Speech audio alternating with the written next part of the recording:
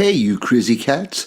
42's live streams and videos are simply not available on vinyl. You will have to go to the YouTubes for that.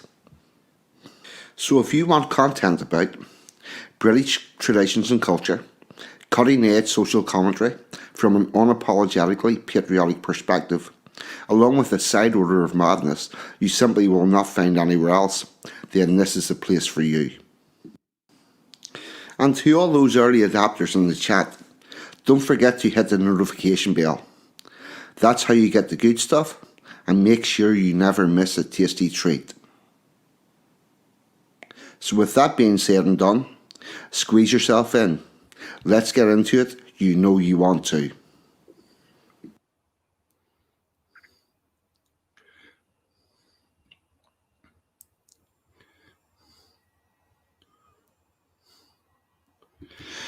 Good afternoon, good morning, good evening. Please delete as applicable because the internet is worldwide and time zones are indeed a thing. Can I get an audio check in the chat, please? And I'll say hello to a couple of people that have put in a comment so far, which is 2. So we've got. Oh, fuck. Sorry. Anglo's accident. Even my brother, looking forward to this. I'm sure you are, Anglo, and I hope to have a good show for you tonight and a lot of interesting information. Sansom's on the Poodle Lane. He's not here as in he's not hearing, but it's a proper good one. Excellent. Thanks, mate. Mr. Pack is in. Audio's all good. Thank you very much. We've got Special K on Acid in. And Amanda Lee has just hopped in the pop light, but like, let me try that again. This time when it sounds like I can speak. Amanda Lee has just popped in to hit the like button and will be lurking, and that's excellent. Thank you very much for that, Amanda. And could I ask the other 11 people, could you hit that wee like button for us and see if we can get this spread out a bit? Feel free to spam the link if you wish, because I never did get around that tonight. I'm slacking, I would say, but I never did do that. But anyway, that's where we're at the minute. And I am going to go through the little bit of housekeeping. And here we go. Yes, Samsung sent me S3. Tomorrow night at 7 p.m. on Ragnar Arnspear's channel. And I believe Rags is back to his normal channel, but I'm not 100% sure. But I believe he is, and he has got it's Rags and Jack show, obviously. Jack's co-host, and their guest is Big Joe Marsh. So that will be an interesting show. There's that for you. I'm following that at 8:30 on Sansom's channel. It's the Sunday Things, where Sansom streaming with co-hosts Resisting Lies, William. That's life, but not as we know it. And also, you can catch up with John Davison streams on Tuesdays and Fridays at 9 p.m. as and when John can actually do them, because he's not always in full health. So there you go. That's what to look out for. The other shows that I like to give a shout out to are Dave's Waffle House, who may or may not be in working mode. If you want to check out from politics and all the mad stuff that's going on in the world today and how society has just totally went to shite, and spend an hour and a half with good company, nice friendly chat, and a load of absolute drivel, Dave's Waffle House is a place for you. There he is. He's showing himself. Can't recommend it highly enough. I will say currently my personal favorite are the duck races. Dave, more duck races, yes. And I've had an idea. What you could do is break them down into heats so that you've got like 10 go and then 10 go and then 10 go and then the top five go forward or whatever to whittle it down to one eventual fast duck. And it would be interesting to see, do the ducks that swim early, does that tire them out, or do they get an advantage over the ones that have to race pretty much back to back? Well, there you go. Dave's Waffle House. Get that every weeknight at 8:30. And the other show that I like to ah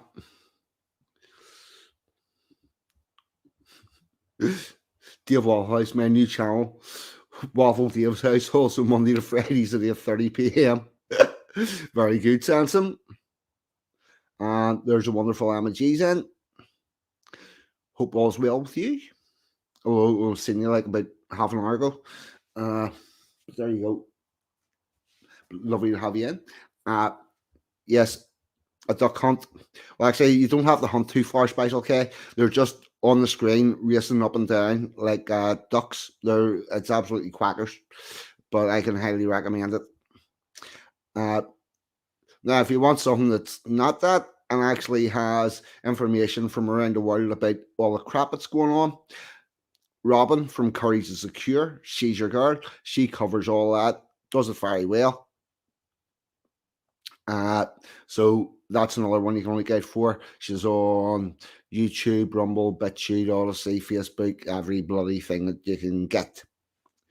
Spanish Chickens incoming. What about you, Mr. Chicken? Glad to have you here. Rob D has arrived. Glad to have you here.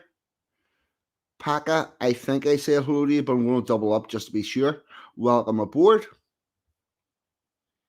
And I think that is pretty much everything and everybody. And now we're going to get into the actual content. And tonight, the first thing we're going to be discussing is the Great Fire of London. Now, what I would like to do, I'm going to try to do something slightly different. And this is going to be a change going forward. Because I come along here on a Saturday night and I pluck out, say, the Great Fire of London or the Battle of Hastings or the Black Hole of Calcutta or any other of these social references or cheese rolling or summer solstice or whatever. But I'm doing the same thing that happens in schools, which is I'm giving you a bit of information. Oh, yes. Yes. Do make the fires great again. That would be good. But what I've been doing the same thing in school does, which is open your book to page 50, do a bit of less, open your book to page 100, pay no attention to whatever the fuck happened in between. And as any of you that have read any form of a novel knows, if you read chapter 3, 5, 24 in the last page, you're not going to understand that book. So what I'm going to try to do is put these events into their context. And before I speak about the event, speak a little bit about what was going on in the country at the time. So, the Great Fire of London happened in 1666, which is great if you like the number 6 because there's a lot of them. What was going on at that time? Well, looking back in the timeline, Charles II came to the throne in 1660. He was put in after the Civil War and Oliver Cromwell was Lord Protector. And this was reintroducing a monarch back into the system because what we had previously were kings that ignored the people, didn't call a parliament or tried to go around parliament to raise taxes and fight wars and shit, right?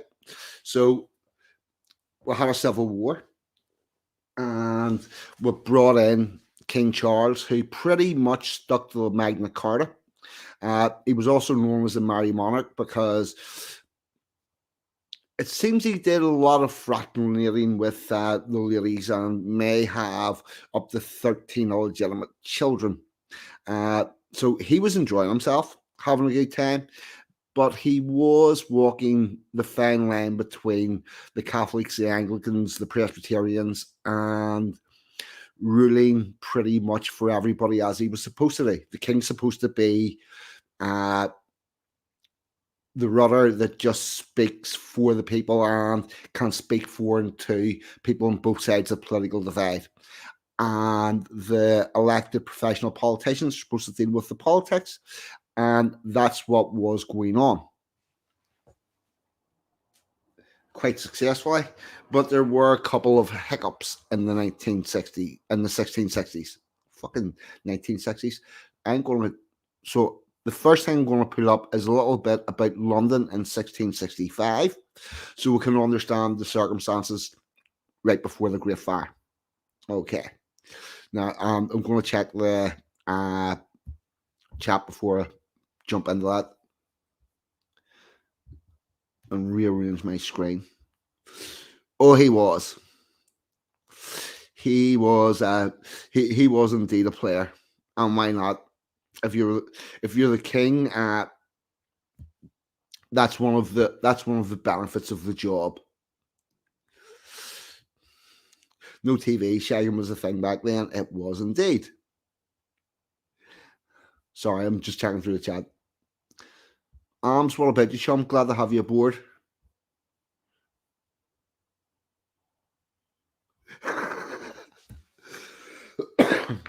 One second, I need to cough. All right. Oh fuck, Roy Herbert started that fire.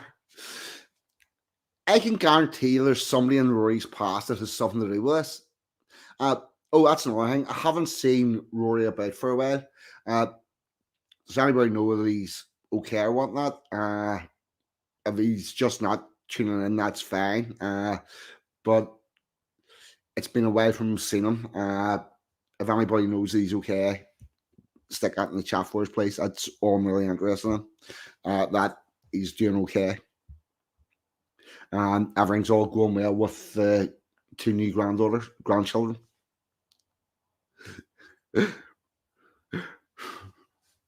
Reinvented the match which did start the fire. And Sansom's giving us a little bit up. Fuck. All good. Excellent. I still knocking about. That's good. I just wanted to check that he's okay, and I ain't seen him as well, so we're all good. More worried about him than I'm feeling this, obviously. Right. So we're going to start off with a little bit about 1665. I'm going to share this screen up. And oh yes, what do we have? We had a plague.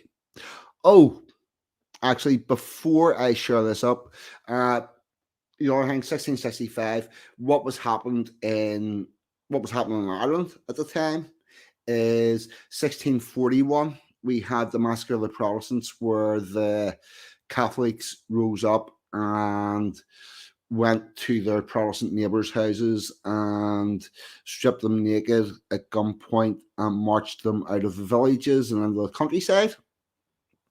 That was 1641.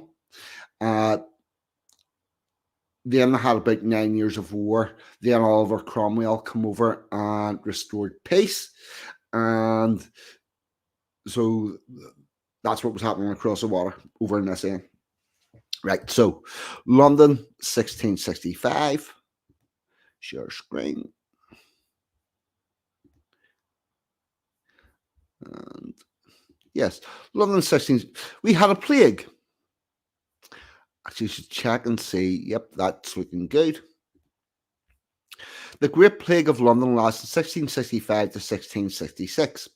Was the last major epidemic of bubonic plague to occur in England. It happened within the centuries-long second pandemic, a period of intermittent bubonic plague epidemics that originated in Central Asia from 1331.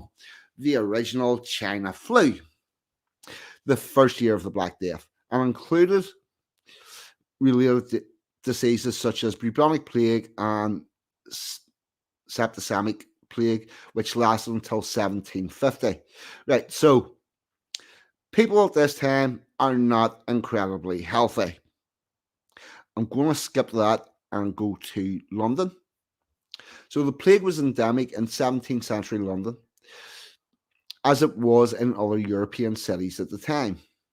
The disease periodically erupted into massive epidemics. There were 30,000 deaths due to the plague in 1603, 35,000 in 1625, and 10,000 in 1636. These are large numbers of people from not that massive of a population. Like the population in England then is not like it is now, and smaller numbers in other years. These numbers do go down because you've got less potential victims. In late 1664, a bright comet was seen in the sky, and the people of London became fearful, wondering what evil event it portrayed.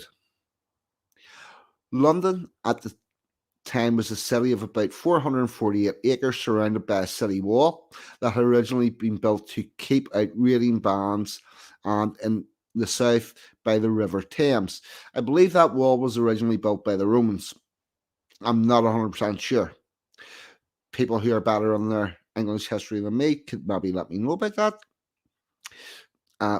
By the River Thames, there were gates at the wall at Lewgate, Newgate, Anderson Gate, Cripplegate, Moorgate, Bishopsgate, and Aldergate. So this is quite a normal thing for a city with a wall around it to have different gates whereby that could be controlled to allow people into the city and out of the city. And they all get the name gate. So if you're at somewhere that's got a name with gate, that's probably where it came from. And interestingly, there is also a Bishopsgate in Londonderry. The Thames was crossable at London Bridge. In the poorer parts of the city, filled with overcrowded tenements and garrets, hygiene was impossible to maintain. There was no sanitation, and the open drains flowed along the centre of winding streets. The cobbles were slippery with animal droppings, rubbish, and the slops thrown out of the houses. They were muddy and buzzing with flies in the summer and awash with sewage in the winter.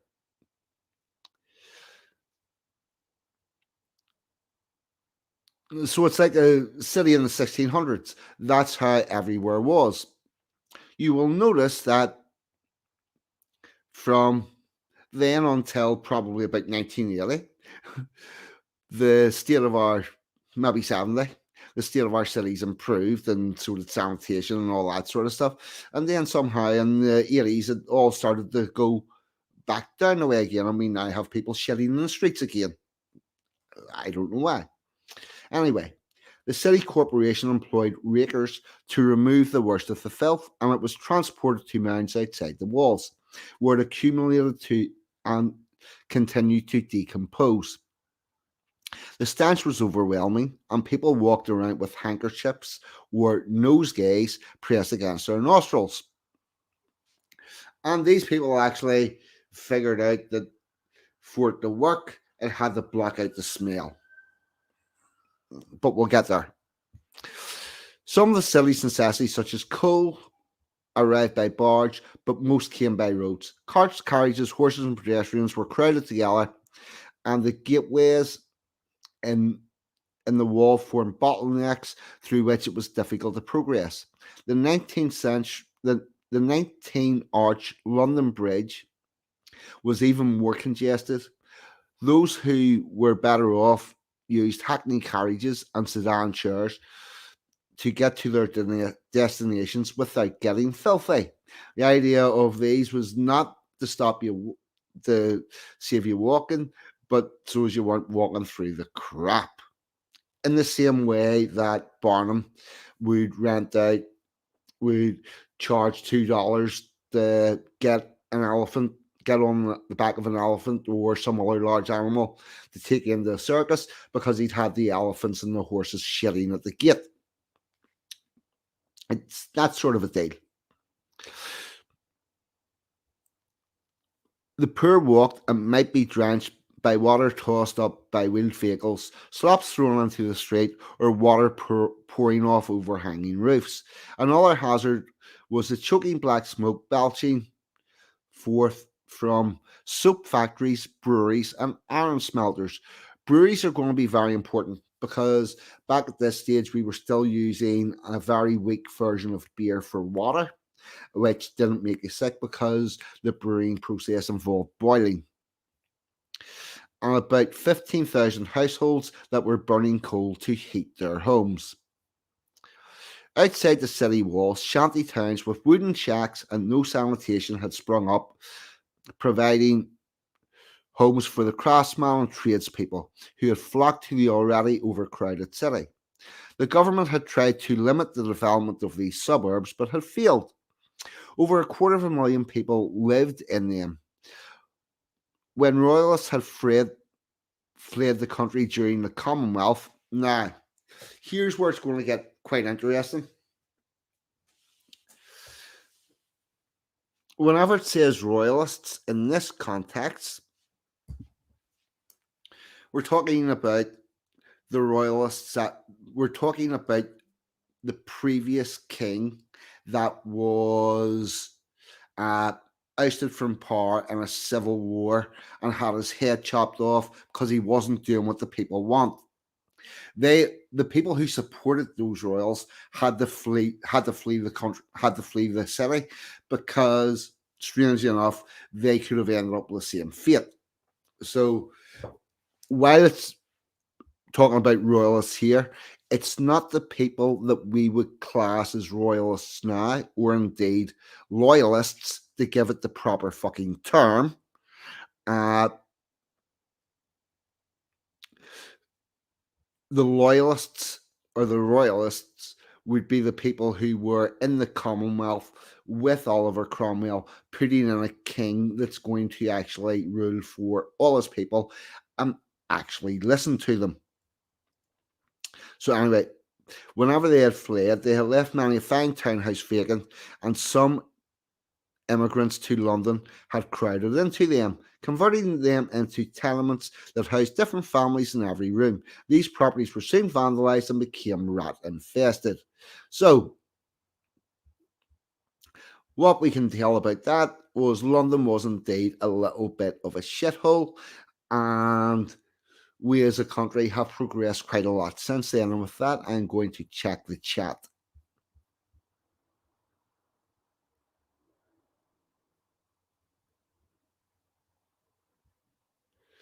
Yep, water springs were contaminated.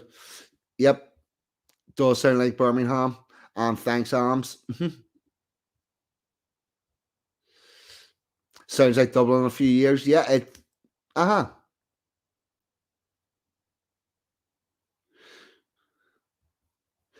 Sorry, I'm just checking through. Kronenberg. Yep, that's okay. We're all fine. Good. Now I'm going to jump from there to the preventative measures for the plague. Recording it there, so don't need that. Because I thought this was interesting. The reports of the plague around Europe began to reach England in the 1660s, causing the Privy Council, which actually got named because they used to talk to the king while he was taking his morning shit.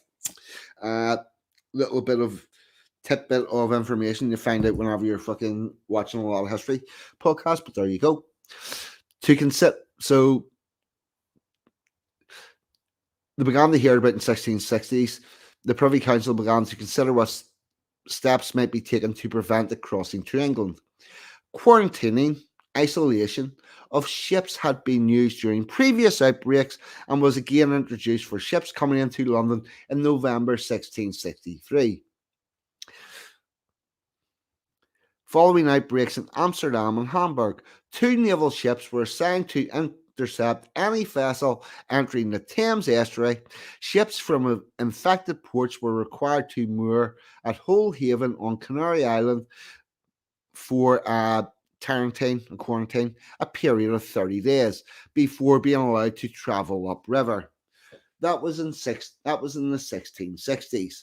Somehow we managed to forget between 1660 and 20 and the 2020s that maybe reducing travel might stop the spread of a pandemic because we just decided to let people fucking move from wherever to wherever, however, without even taking our fucking name. But I digress. Anyway, ships from ports free of plague or completing their isolation period were given a certificate of health and allowed to travel on. A second inspection line was established between the forts on opposite banks of the Thames at Gillsbury and Gravesend with instructions to pass only ships with a certificate. So not only did they put on a first line, they put on a second line to check the first line didn't get breached. They were serious about this. Maybe because of the piles of bodies. Just a guess. Just a guess. And I want to take a quick look at the aftermath. The head of the epidemic. Keep going. The aftermath. Right. So this is going to lead us into the fire that we want to actually talk about. This is just setting the scene. By late autumn, the death toll in London and the suburbs began to slow until in February 1666 it was considered safe enough for the king and his... Oh, actually, it could have been talking about these royalists. I may be wrong. Sorry. Oops. I made a fuck up. And now I'm a bit... It wasn't the other... Right. I got the wrong batch of people. They left the city because of the plague. Right. So they're coming back to their house that's now full of other people. Great. By late autumn, the death toll in London and suburbs began to slow until February 1666. It was considered safe enough for the king and his entourage to come back to the city. With the return of the monarch, others began to return. The gentry returned in their carriages, accompanied by carts piled high with their belongings. The judges moved back from Windsor to sit in Westminster Hall, Parliament. So Parliament came back to its original house, which had been prologued in April 65 and did not reconvene until September 66. Trade recommenced and businesses and workshops opened up. London was the goal of a new wave of people who flocked to the city in expectation of making their fortunes. Writing at the end of March 1666, Lord Clarendon, the Lord Chancellor, stated, "The streets were as full, the exchange as much crowded, the people in all places as numerous as they had ever been seen." So London has got busy again and everybody's back after the plague. I'm going to drop this out and I'm going to check the chat.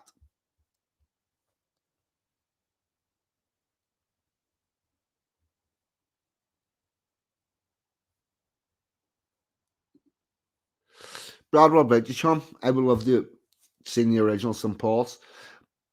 That too. Right. The great misnomer was the stench of sewage in London. People thought cholera was spread by smells or gases. It was found to be waterborne when a clever doctor studied the outbreaks and water sources and rats with fleas.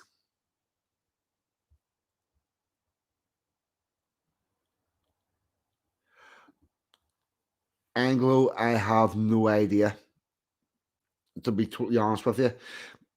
I've read some of Notre Dame's stuff and I can make no sense out of it. And that's not saying Notre Dame isn't good or anything. I'm just saying the way he writes, I don't read it. I honestly don't know what he predicted or didn't. He could well have done. And Spanish chicken is a plumber and drainage guy. Yep, rats was the bubonic plague. Yes. We've got a couple of plagues going about here.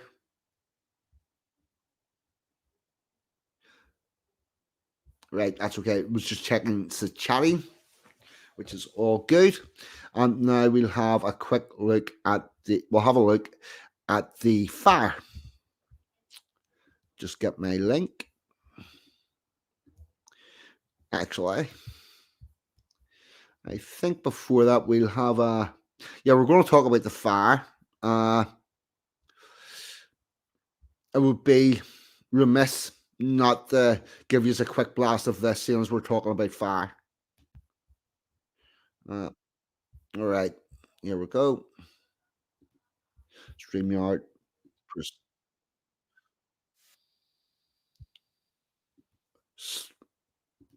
Right, get you back to there. Sorry. Present, share screen. Share screen. Here we go. As we're talking about fire, how could we not?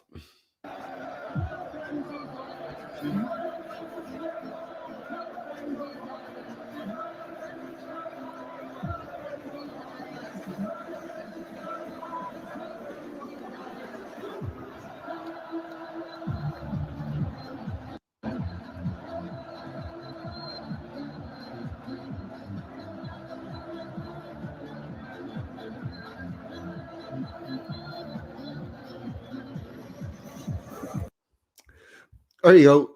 We better Green and White Army saying, well, Greg's on fire. And some people ask, why would you go to football? And you look at that and you go, why the fuck would you not?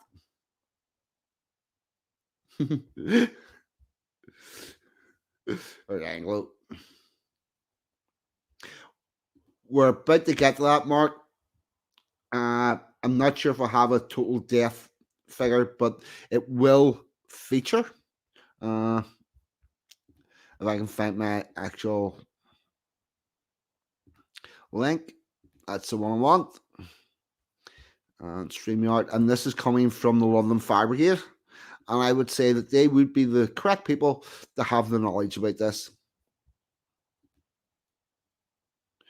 And I want to check this on StreamYard and see what it looks like, and that is way too small.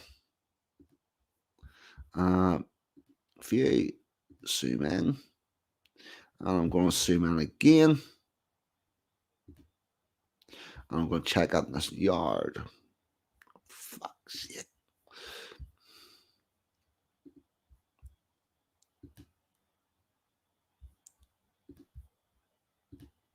Yep, we're going mad. The Great Fire in London, 1666, a devastating fire swept through London, destroying 13,200 houses, 87 parish churches, the Royal Exchange, Guildhall, and St Paul's Cathedral. So how did it all happen? And here's a picture of the fire. You can see it raging across the river, and you can see all these ships in the river that are attempting to save people or livestock. So back in the 1660s, people were not aware of the dangers of fire as they are today. Buildings were made of timber, covered in flammable substance called pitch, roofed with thatch, and tightly packed together with little regard for planning. Pitch is a tar-like substance which glues stuff together, and was also used in naval medical aid. Yeah, if you'd been shot in a naval fight with a musket or had a sword run through you or whatever, they would attempt to fix it with pitch and sulfur, dab that stuff on it and see that you heal up inside. So yeah, great. Brilliant stuff, pitch. About 350,000 people lived in London just before the Great Fire. It was one of the largest cities in Europe, which gives you an idea about Europe. If 350,000 people is like topping out the capacity, and it also tells you something about what city sizes must have been like and how much cities have developed over the years.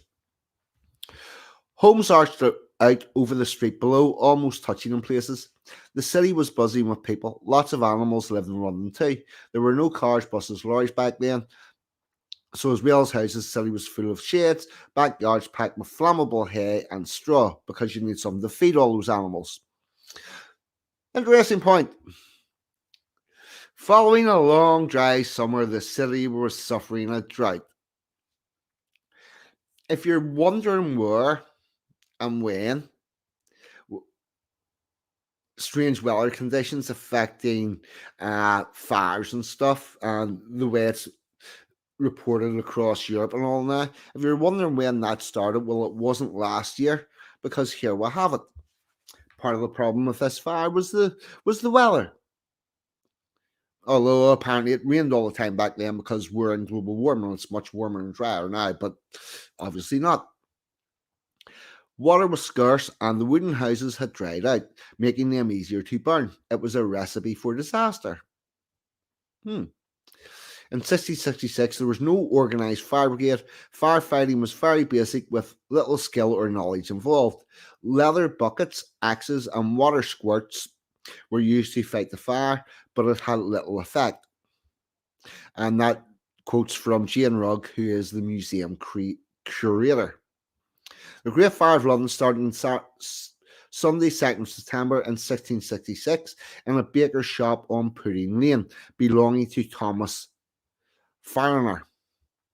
Although he claimed to have extinguished the fire 3 hours later, 1 a.m., his house was a burning, blazing inferno. I need to get a drop of liquid, and I'm also going to check the chat.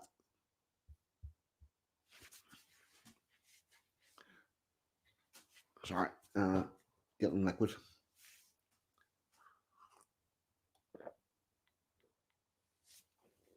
Right, sorry about that.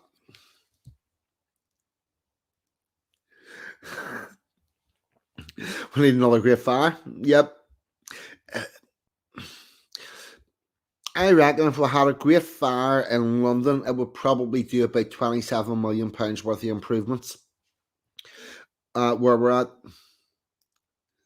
we wouldn't want to live in a wet house. Spanish chicken. Don Browning's in from down under.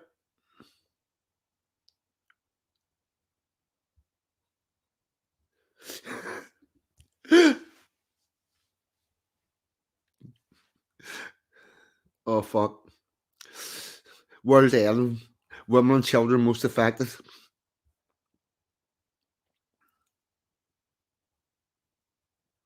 Right, okay. I'm caught up with that. Now, what I will say is anyone that has sat through health and safety lessons and all that sort of stuff, or if you're indeed a welder or someone that does hot work where you're applying heat to items, you will know that after you're finished, you're supposed to stay there for a minimum of an hour and until everything in the area is touch cold or at least not touch warm. Seems that didn't happen here, and the fire reignited. Similarly, we had a really large fire in Belfast in a shop called Primark that's in a quite important building because they took over the building. And they were getting welding work done on the roof while they were getting renovations done to their store. Finished the welding work, buggered off for lunch or whatever it was. Nobody stayed to check the heat, and not long later it was on fire, and then the whole building went, and it took about 3 fucking years for it to get all sorted out. So yes, if you're anywhere near fire, whatever, make sure it's fully cooled before you walk away from it. At first, few were concerned. Fires were such a common occurrence at the time. If fires are a common occurrence, why is this strange? But, however, the fire moved quickly down Pudding Lane and carried on down Fish Hall and towards the River Thames. It spread rapidly, helped by strong winds from the east, pinning that dry wood winds affecting the fire. Just hold that in your pin. We'll come back to this.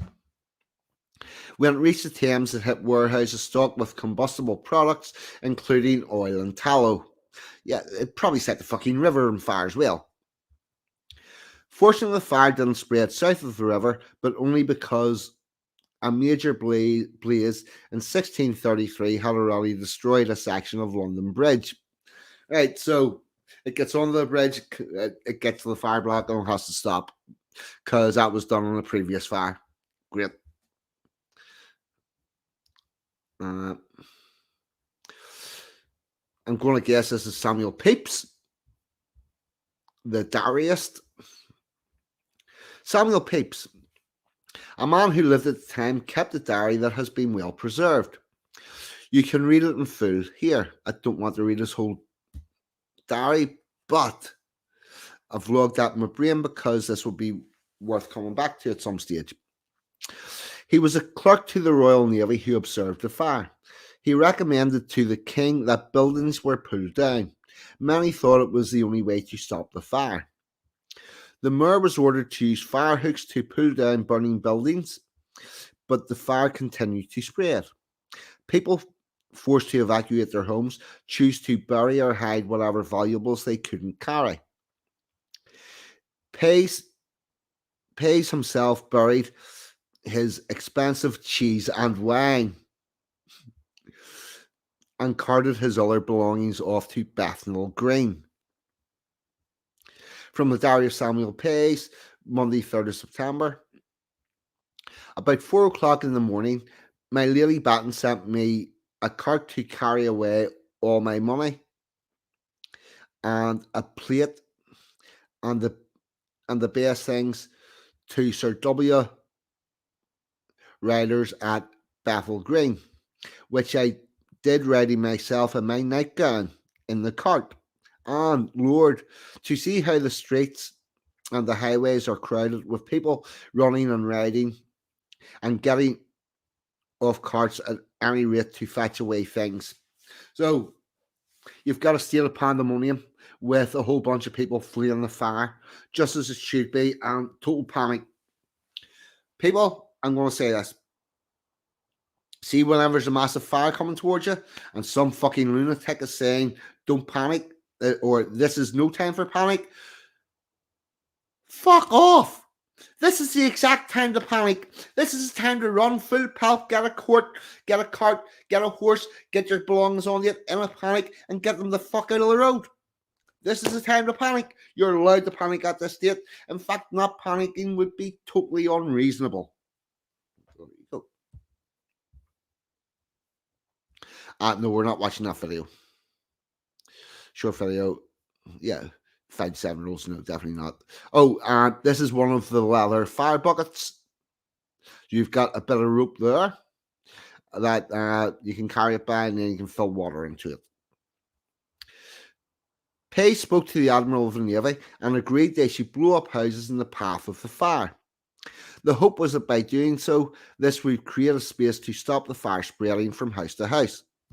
The Navy, which had been using gunpowder at the time, carried out the request, and the fire was mostly uncontrolled by Wednesday, the 5th of September, 1666. However, small fires continued to break out, and the ground remained too hot to walk on for several days afterwards. But it did save people on their heating bill.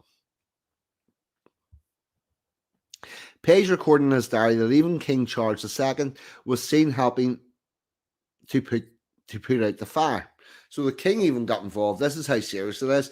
He was like, "Right, lads, here we go. We got to work at this along with our people."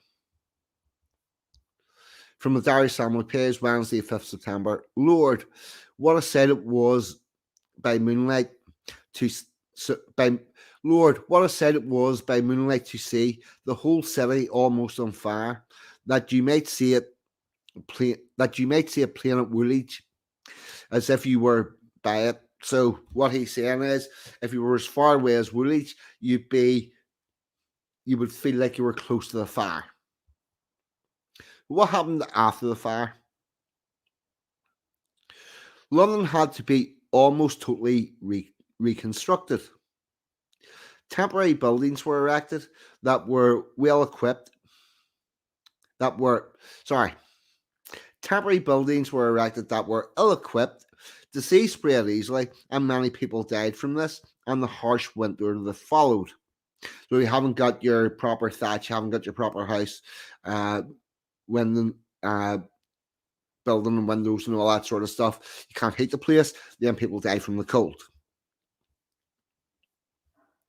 As well as loss of life, the financial costs were staggering.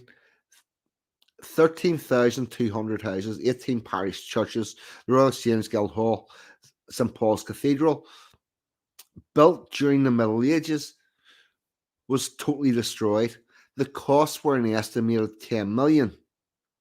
And to go back to, I'm sorry, I can't remember who it was, put it in the chat about how many people died. On the reading of this, they seem to be a lot more interested in the financial cost as than they are in the cost of lives, which is not unusual for history. And the other thing is, I'm going to take a wild guess that the plagues that we talked about that just preceded this took a hell of a lot more lives, and putting a number on this event over these couple of days would, and hopefully, because I really don't want to think about a lot of people stuck in fucking burning buildings, because that is just horrific. Might come on the people in burning buildings later, but that's a whole different subject.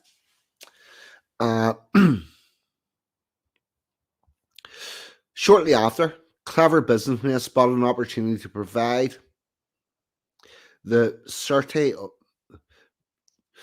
Shortly afterwards, clever businessmen spotted the opportunity to provide the surety of insurance. They reduced their risk of financial losses by employing men to extinguish fires. Right, so companies started to spring up. You want the insurers, you want the insurer with us, we'll stop your house going on fire, or if it does go on fire, we'll put the fire out and then we'll fix it. So they employed men to extinguish the fires, and these were the first fire brigades were formed. The story continues on. Early fire brigades page found out about these. Right. So if you want to know more about early fire brigades, you can go back to that. I don't think we're going to. The cost of the fire was an estimate 10 million. At a time when London's annual income was only £1,200. The fucking place was gutted, mate. It was done. Sir Christopher Wren planned a new city and rebuilding of London. Sir Christopher Wren planned the new city and the rebuilding of London took over 30 years. The site where the fire first started is now marked by a 202-foot monument built between 1671 and 1677. So it took them 6 years to build the monument. There's the mailing list, and that is pretty much all of our Great Fire of London stuff. I'm going to drop that out, and I'm going to go back to the chat.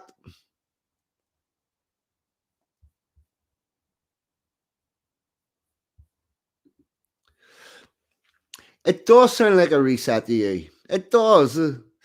Now,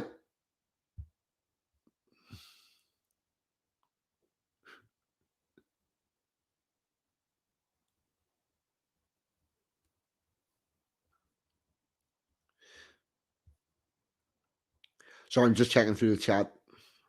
Freezy Peaches and Larkin, Evening Freezy.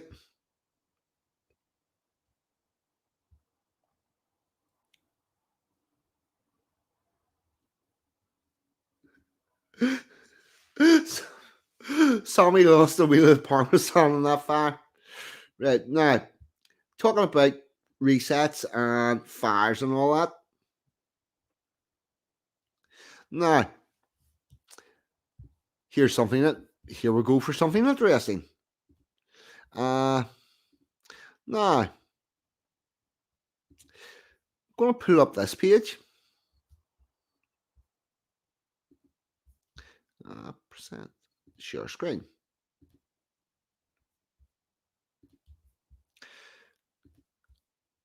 Right. While I was researching this, I put in Great Fire of Chicago. Not knowing that there had been a fire in Chicago, I just guessed. And what do you know? There was indeed a Great Fire. And I'm just going to read a little bit of this. Great Chicago Fire that began on October the 8th, 1871 and burned until early October 10th. So the same couple of days, devastating an expansive swathe of the city of Chicago.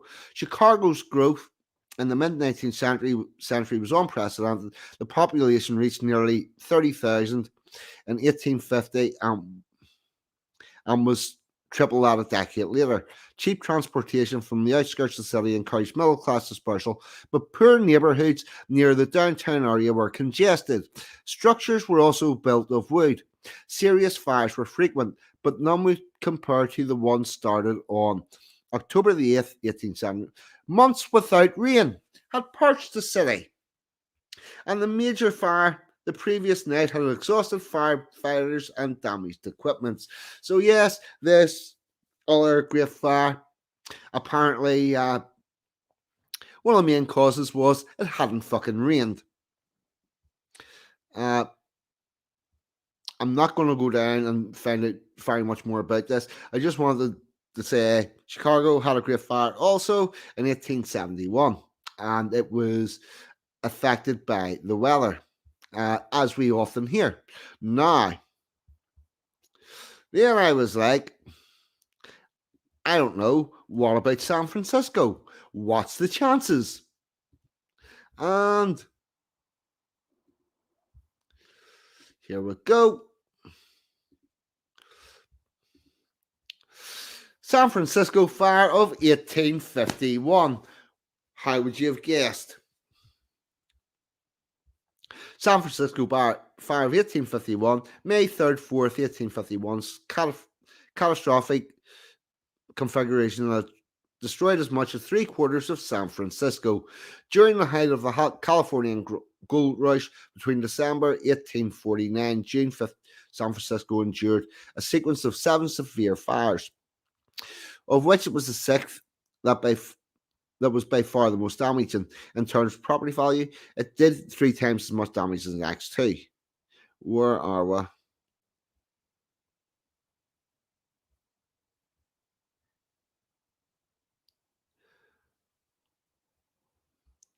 There was something in here about wind.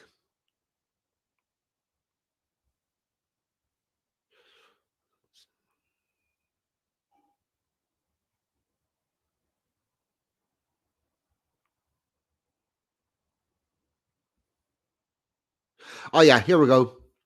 The wind was unusually high, and the flames spread in the broad sheet over the town. All efforts to arrest them were useless. Houses were blown up and torn down in attempts to cut off communication, but the engines were driven back step by step, while some brave firemen fell victims to their determined opposition. So yes, this one was indeed affected by the weather at the time. It's begun to be a pattern. And for the record, I also looked up New York, and what I found out was New York did have a great fire, but it was during the, I believe, the War of Independence, and it may have been arson by one of the combatant sides. So we don't quite know. Uh,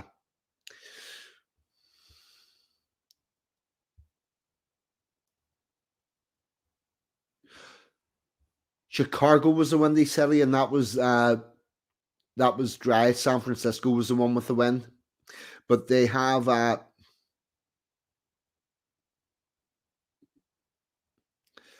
mate. It's almost as if nothing's new. It's almost as if they've just packaged up the stuff from fucking many years ago and recycled it. Welcome aboard, Mark Sheldon. Uh, Andy Noble, what about you?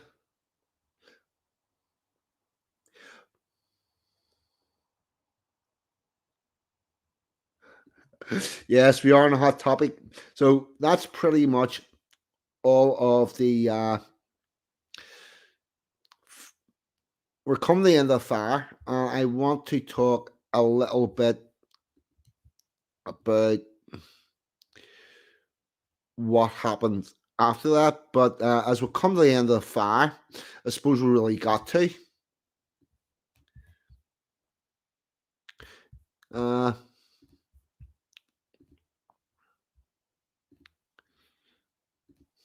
oh yes, and Emma G and I were watching the Green and White Army the other night, and we won 2-0, and it was a very good night. And we are quite happy with our block booking seat, so we will be at all of the matches for the next campaign, which is excellent. And here we go.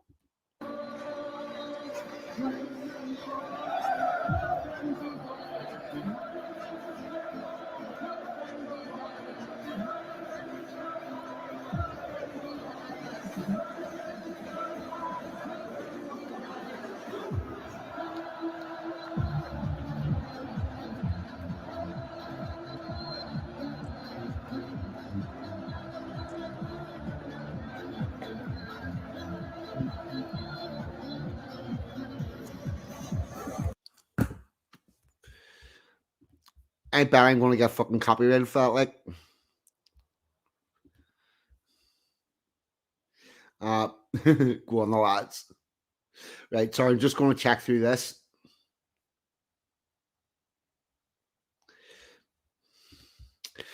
No, mate, it's called being patriotic. I know that on the mainland, you have forgot that you're there to support your country. We ain't. We ain't forgot that. And because we are there and we're patriotic, our players do not do any of that kneeling down shit. And you know what? All of our players sing the national anthem, and so does our manager. Because to do otherwise would be unacceptable. And they know that because of the people that's in the stadium. Might be a seriously got an idea for you. England, please, please, please do this. See whenever you've got a manager that won't play the national anthem, and see whenever you've got a team that kneels down and prostrates themselves before the enemy. Mate, Spanish chicken, they weren't patties. They're also man chum. The patties are from down south. That was the Green Made Army from Northern Ireland. A more patriotic bunch of people you will never fucking meet. But yeah, England, please do this. Get this out into your football circles. See if they're going to have a manager that doesn't sing the national anthem, and see if they're going to kneel down and prostrate themselves in front of the opposition. See whenever the team starts walking out on the pitch, walk into the back, go into country yards, sing your national anthem there, and then walk back in after they've done that. Let them do their fucking virtue signaling to an empty bastard stadium. And then let all the stewards complain that they can't control the people that are walking out of out of the seats at the time of kickoff and then walking back in again. And then let the stewards tell the fucking team that they're causing a problem. Because that'll stop it. Honestly. And while you're at it, you might want to have a go at taking back.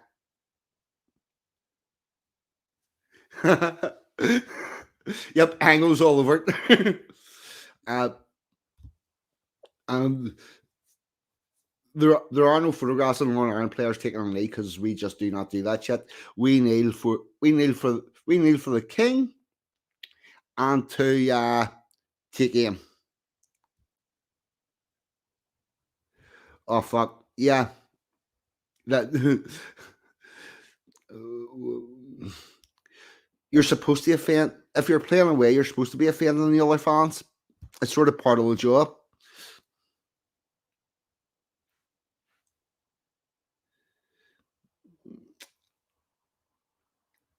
I would doubt that. I I would doubt that. I don't know. Uh, I know a lot of Freemasons, but none of them invented football. But there you go. Yes, and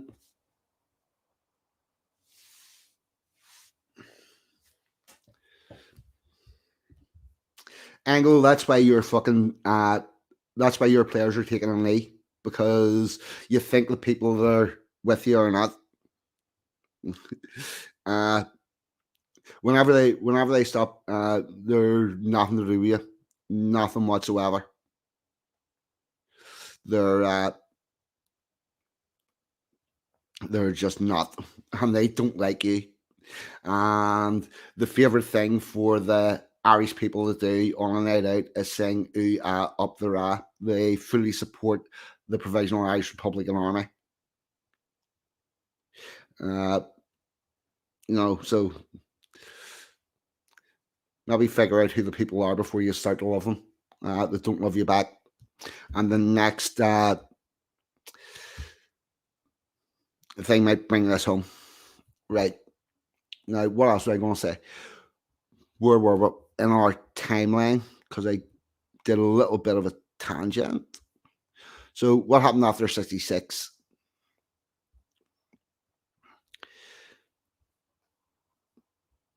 Uh, yes, after King Charles II, he he dies, and the people who put him into power then realize that they've got a problem with their new system because every time there's a new king, you can change the whole political system just by installing a new king.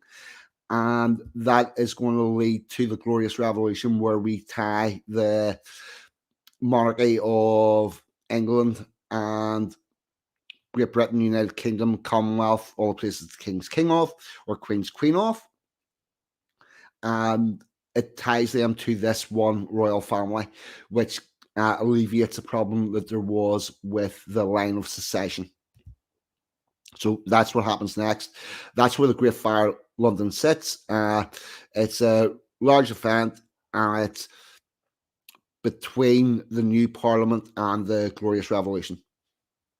So there you go.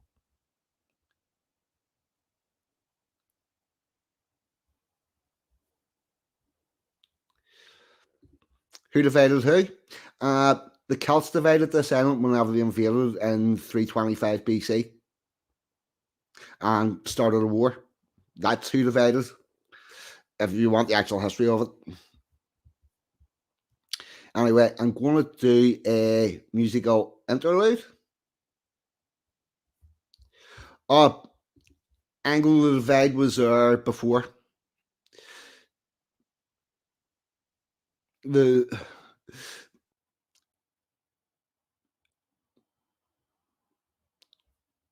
Nope.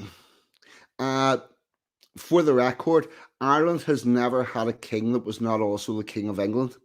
Ireland was divided before the Normans arrived. The Normans actually put it back together, uh, put it into one. Uh, Ireland was separated into provinces prior to the Normans. They also had Vikings in there causing a lot of problems. You had Celts, Vikings, Ulad, the original inhabitants, Ulster Scots, and none of them were getting on with anybody. And they invited the King of England over to govern the whole thing and put everything together. So no, they did not divide Ireland. They fucking brought it together.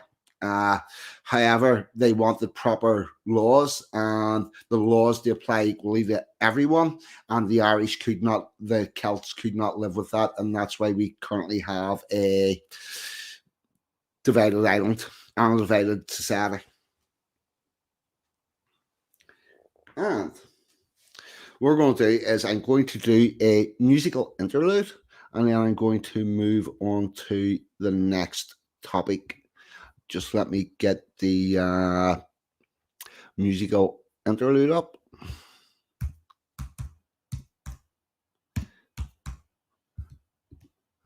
Momento.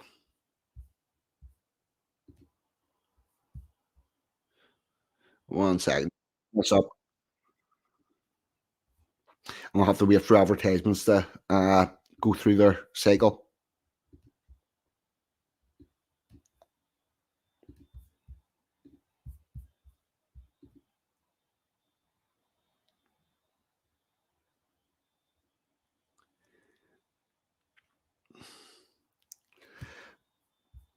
Uh, yes, the uh, the Normans had not long taken charge whenever they were invited by the lords to come to Ireland, and everybody paid fealty to them. And then the King of England ruled over Ireland, and they began to bring uh, proper laws in.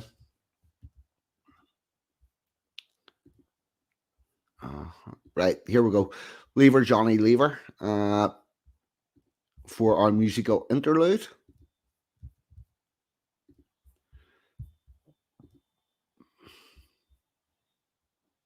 I thought I heard the old man say, "Leave her, Johnny, leave her. Tomorrow ye will get your pay, and it's time for us to leave her. Leave her, Johnny, leave her. Oh, leave her, Johnny, leave her. For the voyage is long and the winds don't blow, and it's time for us to leave her. Oh, the wind was foul and the sea ran high. Leave her, Johnny, leave her. She shipped it green and none went by, and it's time for us to leave her. Leave her, Johnny, leave her. Oh, leave her, Johnny, leave her. For the voyage is long and the winds don't blow, and it's time for us to leave her. I hate to sail on this rotten tub. Leave her, Johnny, leave her. No grog allowed and rotten grub, and it's time for us to leave her. Leave her, Johnny, leave her. Oh, leave her, Johnny, leave her. For the voyage is long and the winds don't blow, and it's time for us to leave her. We swear by our oath for want of more. Leave her, Johnny, leave her. But now we're through, so we'll go on shore, and it's time for us to leave her. Leave her, Johnny, leave her. Oh, leave her, Johnny, leave her. For the voyage is long and the winds don't blow, and it's time for us to leave her. Okay. This summer, have your boiler serviced for just... Get that one off. Thank you. Very quickly. Did Romans ever land on Ireland? They sent a couple of boats over, and they seen the Ulster Scots and thought they were Picts, and decided, fuck that, we've already had to build one wall, we're just not landing here, and fucked off again. Is what happened. No record of any Celts being genocided by Angles anywhere in this island, mate. Just no record of Celts being on mainland either. But fuck stories. Yeah, make shit up. Right. So next subject is coming up now.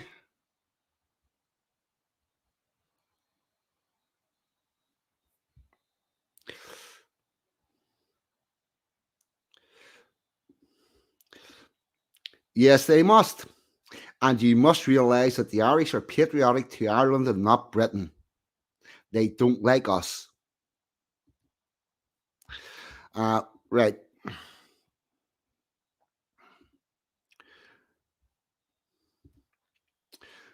Let's sift to...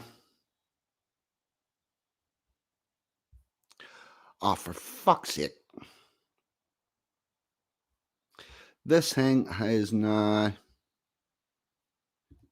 asking me to register for free.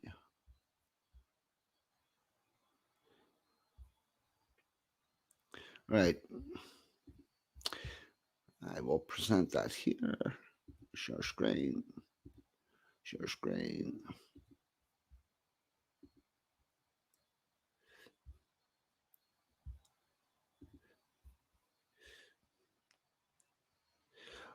Oh God, no. See if you go to an Irish pub, they're singing up the ra every night, mate. Honestly, I know you're English, and I get you don't live here, and I get you've seen a load of stuff about Irish people looking best, uh, but you're not seeing all of it. I'll tell you what you're definitely not seeing. You're not seeing the fact that there are houses attacked 2 nights out of 3 for being British, and not that far from where I live. It's nothing's changed here, mate. There is no peace.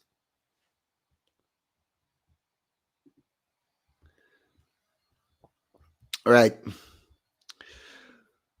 Next subject: Orange Victims Day.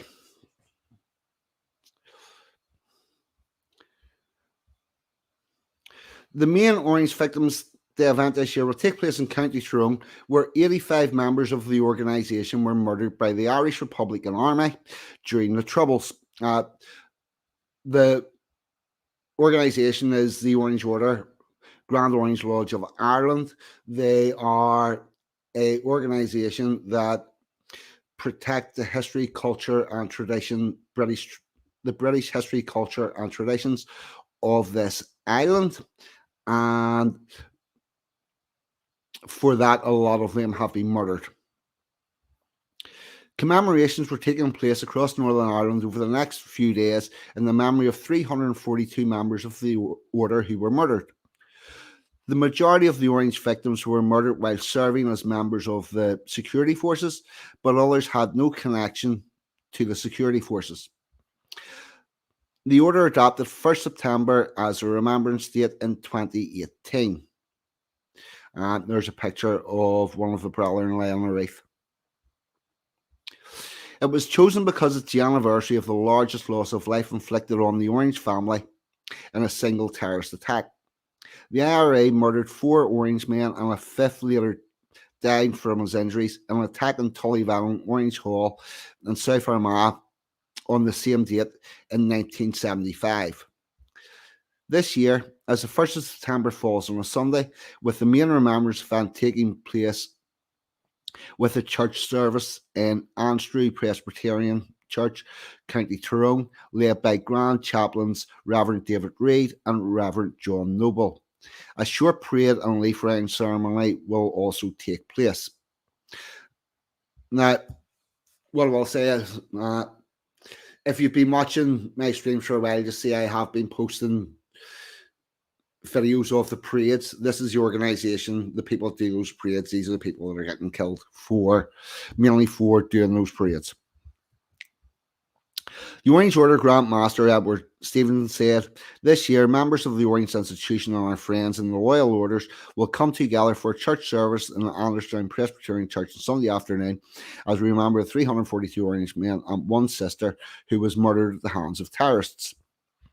It's particularly significant that we meet in County Tyrone, my own home county, where 85 Orange members, including 1 Orange woman and UDR Corporal Heller Curran, were murdered. I personally knew numerous victims and attended many funerals in turbulent periods of the province's history. Tyrone is one of the border counties, and that's one of the places where people would murder people and then a few days later turn up at the funeral, shake the hand of the grieving wife, say sorry for your loss, and walk on and continue on with their life. Because to them, murdering their neighbours is just second nature and something that needs to be done. And that has not changed. On Monday, the 2nd September, representatives of the Royal Orders will also gather at Brownlow House, Lurgan, for an act of remembrance and meeting of leaders. Representatives of the Grand Orange Lodge of Ireland, the Royal Black Institution, that's the organisation I did the live stream of last week, which had to get taken down because there was just far too much buffering for it to stay. The Apprentice Boys of Derry, who do the parades in Londonderry in August and December for the start and end of the Siege of Derry. The Royal Association of Orange Women of Ireland, because our lodges are segregated male and female. The Grand Junior Orange Lodge of Ireland and the Independent Royal Orange Institution will join the Royal Arch Purple chapter, who are hosting this year. Since 2018, when the inaugural Orange Victims' Day was held, it has been the date of the Orange Institution family remembered the 342 Orange men and 1 Orange woman murdered during the Troubles. The Grand Master confirmed that the institution would continue to lobby on behalf of innocent victims, and in doing so, counter all attempts by Republicans to rewrite history. Because, as we have, the rewriting of history is a major problem. We have a lot of people that believe things that just simply are not true because they have been erased or changed in some way. So the organisation is fighting to make sure that does not happen. We have seen an increase in the efforts by Republicans in attempting to rewrite history and make it look as if their campaign of murder was somehow justified, with the First Minister of Northern Ireland stating that there simply was no other choice than to murder people, with claims that there was no alternative. We will never allow the perpetrators of violence to become the victims, and this will continue to be a cornerstone of our annual Day of Remembrance. So we've put this day in place, so this is the day whenever we will remember these people. The day will also be used to highlight the ongoing plight of the injured and bereaved in terrorist attacks. We have a lot of people that suffer all sorts of physical and psychological injuries due to being blown the fuck up or shot or whatever, and those people need proper services. As always, a series of commemorative events will take place across Northern Ireland. County, district and private lodges are being encouraged to hold events in their areas which commemorate the murdered members within their locality. In December every year, there's a local lodge to me has a march to the Belfast City Hall, where 2 of their members that went to the same school as me were doing the unthinkable act of locking up the city gates when it went boom and they turned into red mist. I know there have been live streaming parades and stuff. I don't know if I will live stream that one in December because I think it's too much of an intrusion. I don't know. I'll see at the time. And this just goes on to give you a list of the where the different events are. So Castle Dawson District, the LOL number 1 is having a parade and service of reflection. Randallstown District, the LOL 22, are having an act of remembrance. 6 Mile Cross, these are all border areas. I think it's just annual act of remembrance. Darkle Mourne District, which is a totally different county. It's on up the parade assembles in Mourne Espionage on a service. And Bangor, we're going to come to this. An event is planned for the 8th of September, but details are still to be confirmed because nobody at that point, nobody knew what the fuck was going to happen. And with that, I'm going back to check the chat.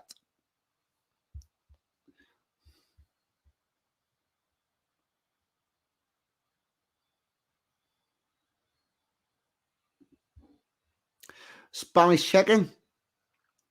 No. Migration is not the bigger problem. See, the thing about it is, see the people who's doing the killing? They're the people who's bringing in the migrants. It's the same fucking people. You could move out all of the migrants tomorrow And unless you deal with the people who are bringing them in,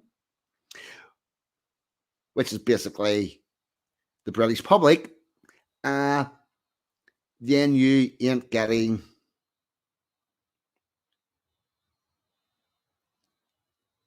then you aren't getting anywhere.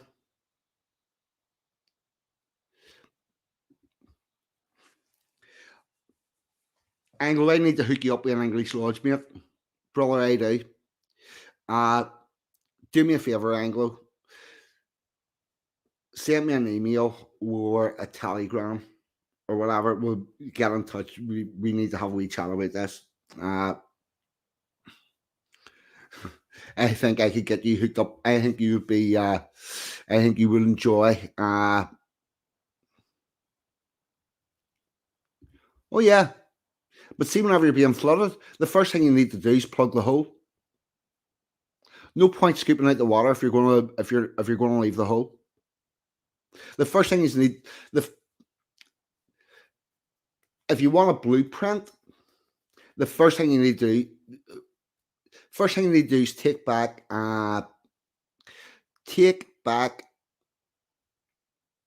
November the 5th. Take back Bonfire Night.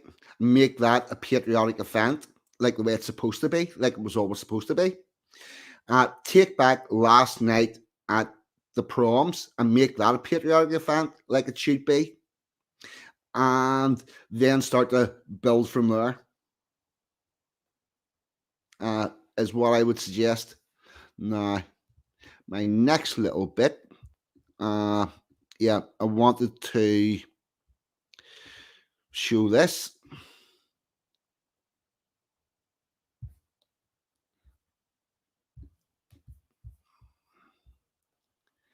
Yep, that's good.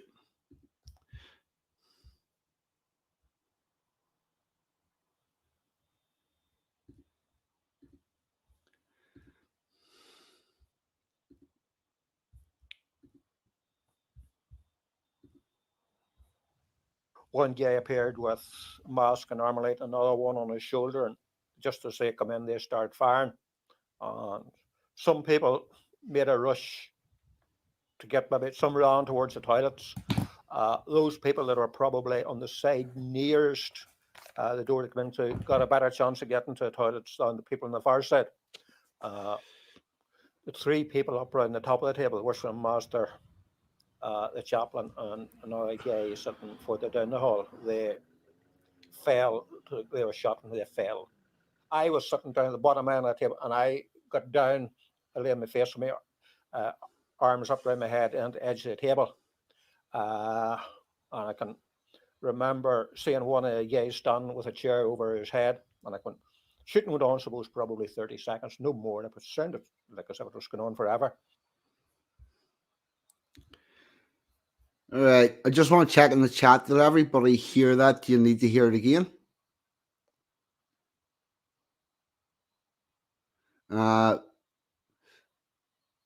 There is something that I do want to come back to on that. Audio good. There is something I want to come back to on this. If I can move this along. Got a better chance of getting to the toilets than the people on the far side. 1 second. The three people up around the top of the table were from Master, the chaplain, and actually, I think it shows it better on the side. Down the hall, they fell. They were shot and they fell. I was sitting down at the bottom end of the table. Yep. See here. See the grills on this window to stop the windows being broke, and then people getting in, or people breaking the windows and then pouring petrol in. That's not there for decoration. That's there because they're still under attack. And I don't know if anybody wants to team up with people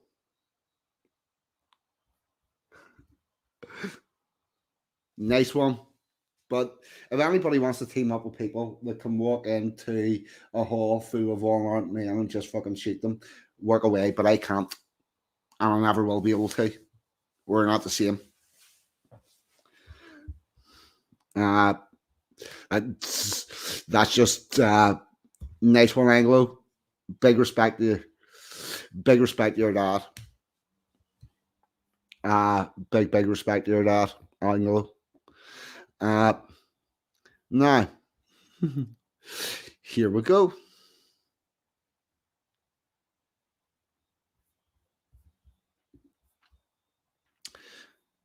I'm going to address this. The majority of the Mainland are patriots, but Blair years made them feel as if it was extreme and racist.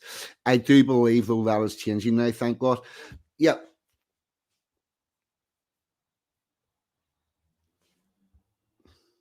Oh yeah, that picture of that picture of the Orange Hall, the one that was shot onto. Uh yeah, it's still in the exact same place, and it still has protection for being attacked because it still does get attacked. But yeah, all I can say is I've been a bigot and a racist, and apparently akin to the KKK all of my life for believing that being British is good and believing that Britain's a good country. And if the British laws are implemented properly, we'll have a nice life. Apparently, that makes me all those things too. And none of them, none of those words have. Oh, right. No, I got it. Tricky Woo was talking to Anglo and lost in a boating accident. Yep, that's apparently what happens. That's how and where they all disappear to. No, Spanish chicken, we're not brothers. But the difference is we know they're not. Uh,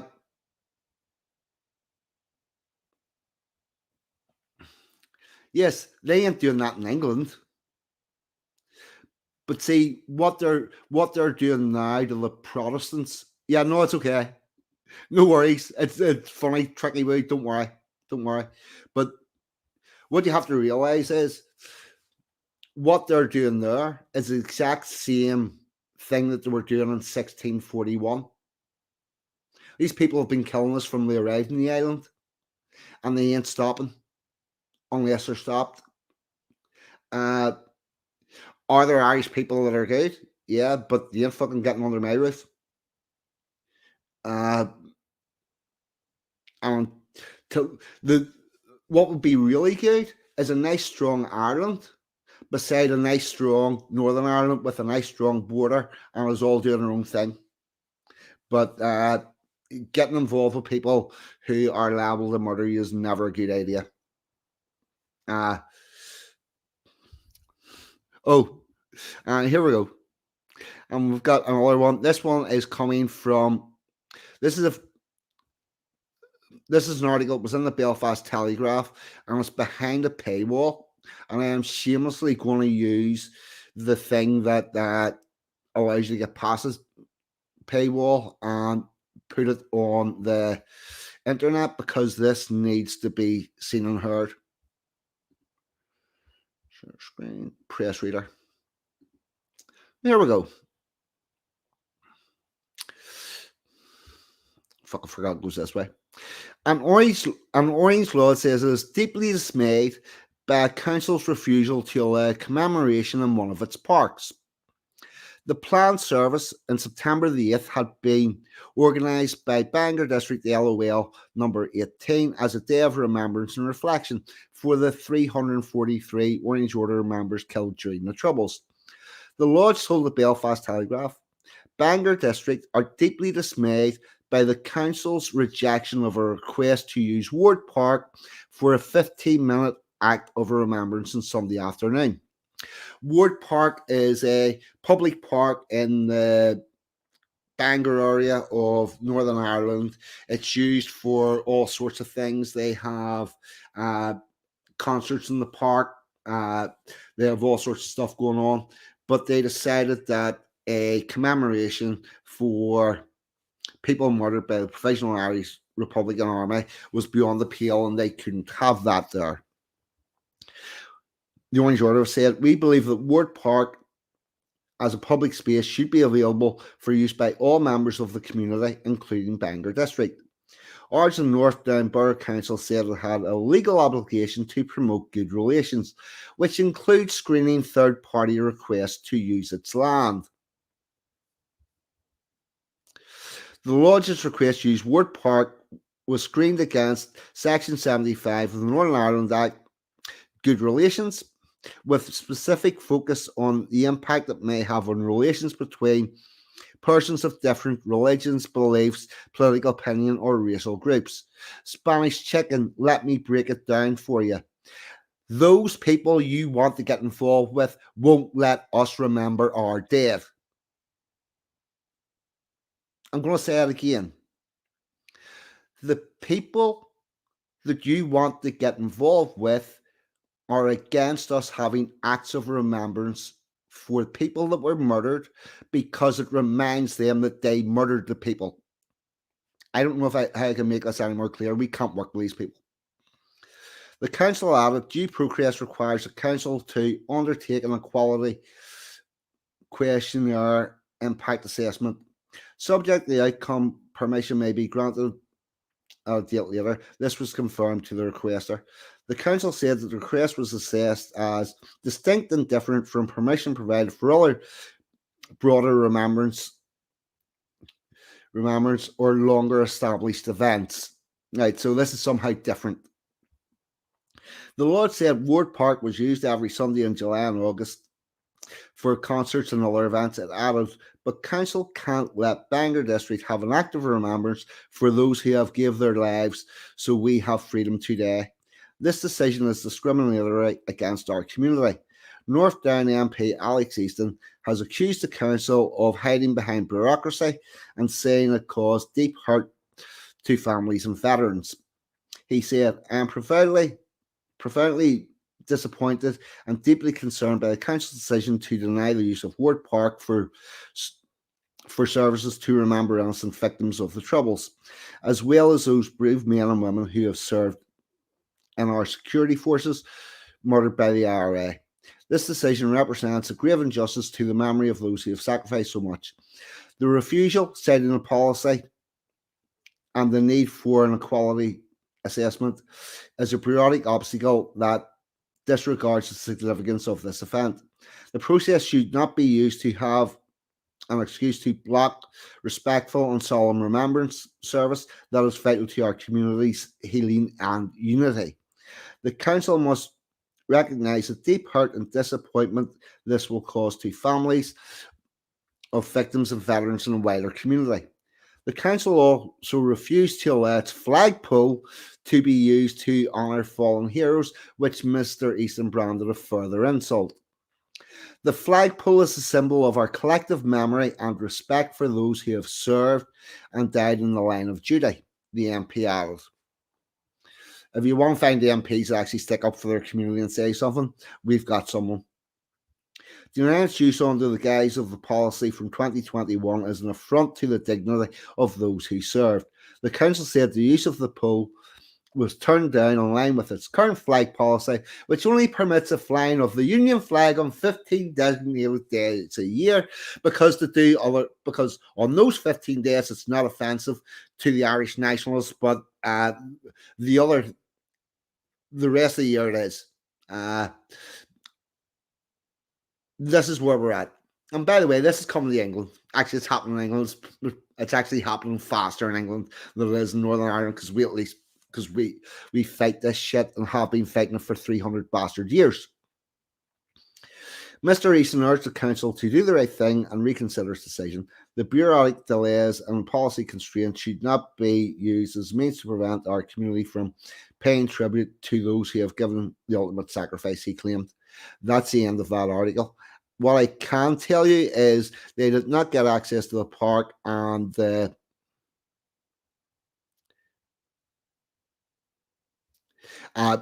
what did happen was the Bangor lodges had theirs at a different place.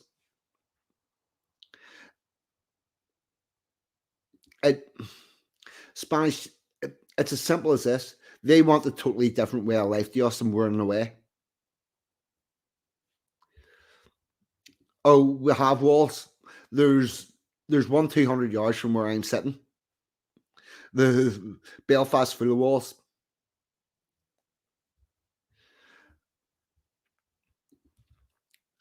Right, where does all the hate come from? It's not even necessarily hate. We want the British way of life. They don't like the British way of life. And us being here prevents them having a non-British way of life in the British part. They've already been given a whole chunk of the island that we occupied before the invasion, and they're not happy with that. And who's keeping it going is the Irish people, because if they could just stop fucking trying to murder us, things would go fine. Oh yeah, and if they could also allow us to fly the flag of the country, be patriotic, have our parades, remember our Dave. Yes, they are. And the reason why they're getting an African way of life is they don't actually believe in anything from themselves. The only thing they believe in is destroy the British. And by the way, you have a bunch of people on the mainland that are just like that, doing the exact same shit.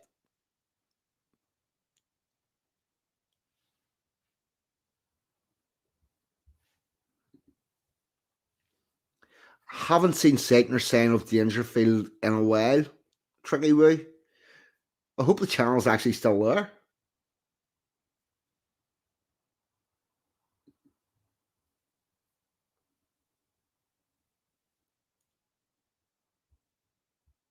Sorry, I'm just checking back through the chat. Oh, Banger's nice. Although it should never be made on this. I do joke about calling Bangor the shitty because it got made in the city and never should have been. I don't know why they did that. But yeah. Sorry, I'm just checking through the chat.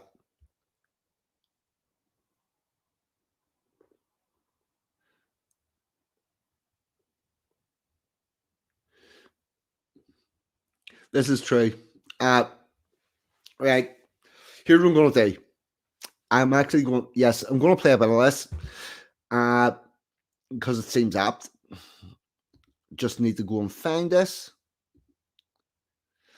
If you want to see, you can treat this like a sneak preview for those of you that have not seen my 2 pence worth on cross-community ranting. Because you're going to get a little bit of it. One momento.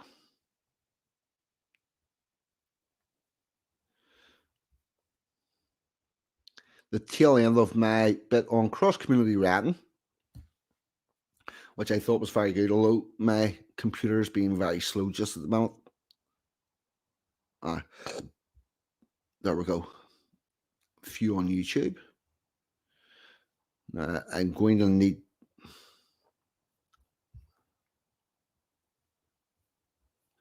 That's the wrong one.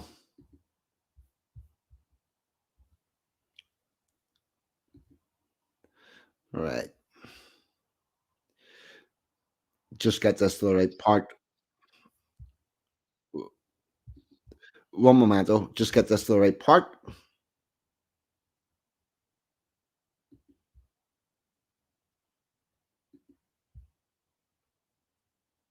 Yep.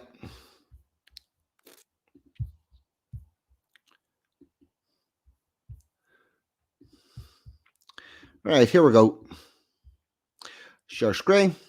If you want to see the rest of this video, you'll find it. It's the cross-community ranting video. And here we go.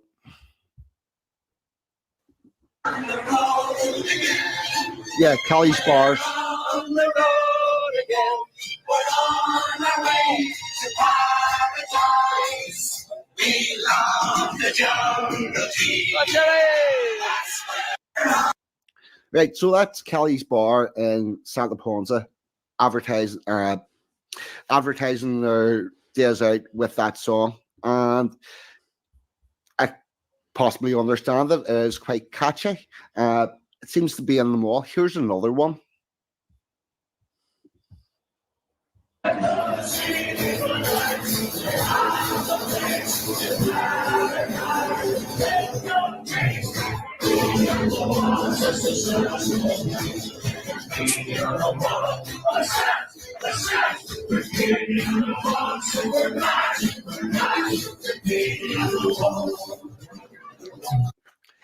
Yeah, see, they get right on you. It's all part of a good night out. And I'm thinking, and also, these are businesses that are advertising this. If you want the good Irish night out, this is part of it. We can do that for you. I'm thinking, what's the next bit of that song? Because I've heard that bit thousands of times. Next bit, that's all. I bet it's going to be leprechauns or some shit or something like that. You know, something about green fields and beautiful, the beauty of Ireland or something. Is that, what do you reckon? I bet you it is. Take it away, Wolf Tones. Let's see.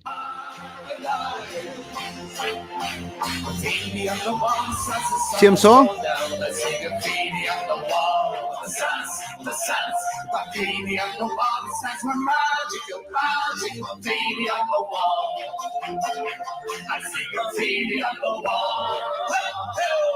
All excited.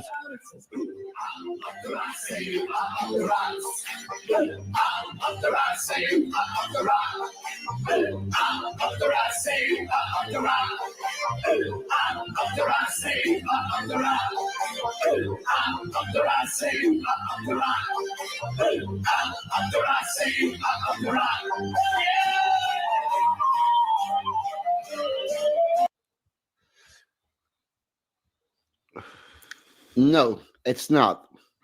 It's ooh ah up the ra.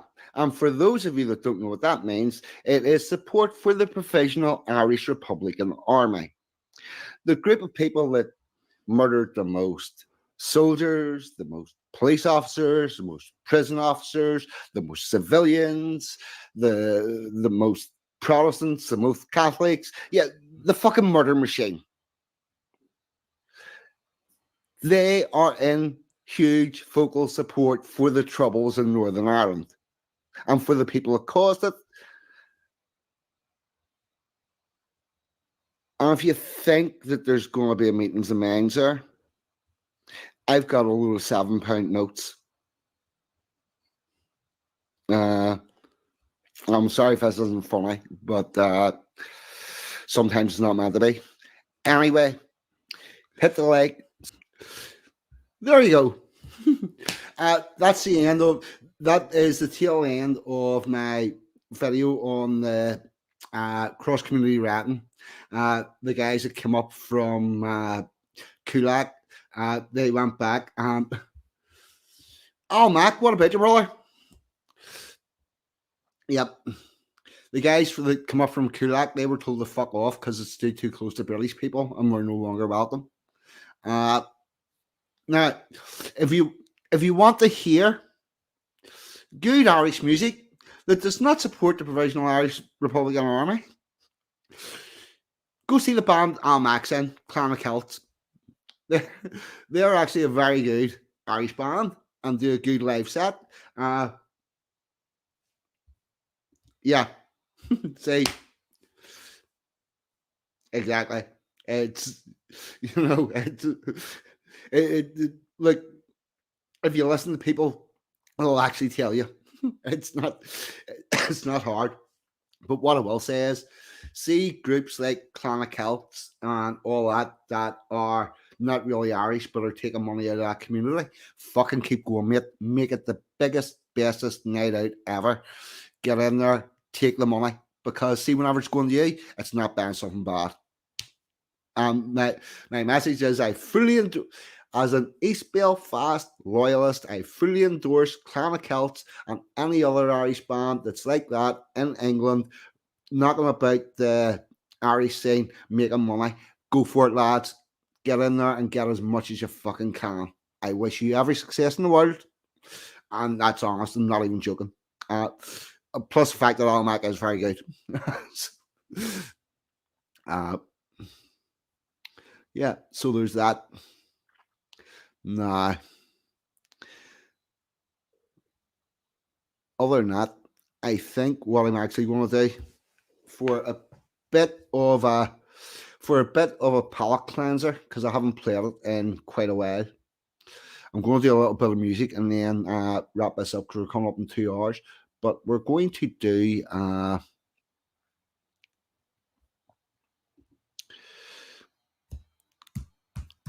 Clan of Celts. We're going to play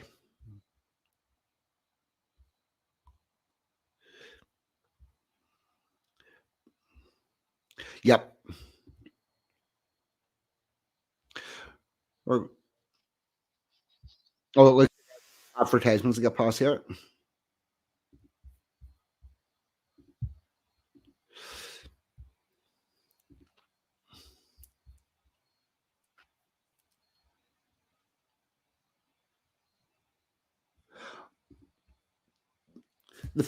I will actually, mate, Andy Noble.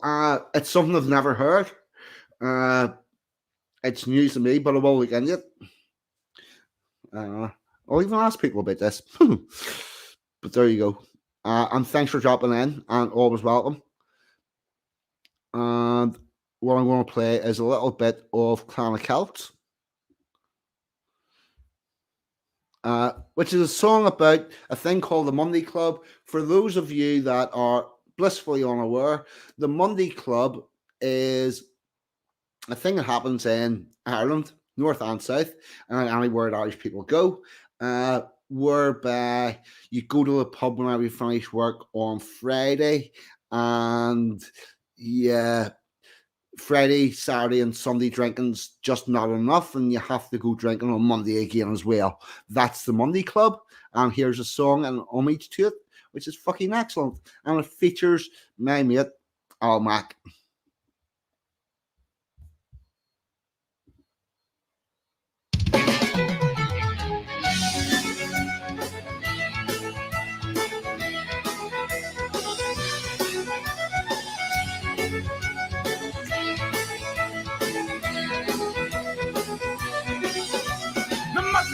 Swinging, there was no school today. The bar had 116, so one was an extra day to play. With a jukebox live up pumping, the boys were here to stay, blasting out its freedom songs in harmony this way. With some clientele can drink so well, get loud with angry tone. The landlord pulls them to one side and tells them to go home. The weekend's gone, they carry on, there is no time to lose. Another pint, another shot, protect upon the booze. They fight about the horses, they fight about the cards. Hold back the pistol, oh the pistol, make out that they're hard. Let me drop a tear for Ireland and sing them on a song. You'll be sure of the crack when you drink with the pack, so please don't send me home.